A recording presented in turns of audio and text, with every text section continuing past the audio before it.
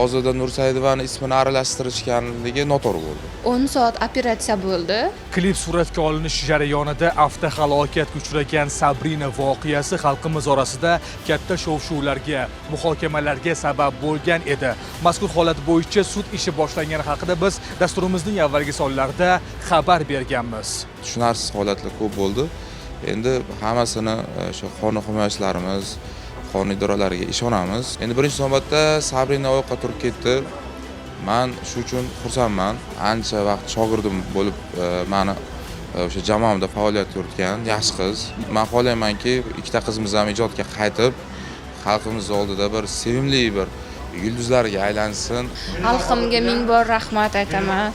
Ozdupamga ham rahmat albatta. Jinoyat ishlari bo'yicha Mirzo Ulug'bek tuman sudida mazkur voqea bo'yicha sud ajrimi e'lon qilindi.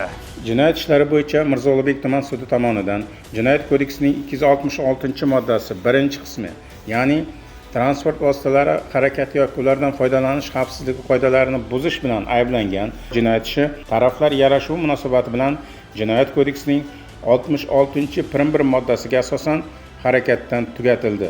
Jabrlanuvchilarga mazkur ish bo'yicha ish yuritishni qayta tiklash to'g'risida iltimosnoma berish huquqi yo'qolganligi sud majlisida tushuntirildi.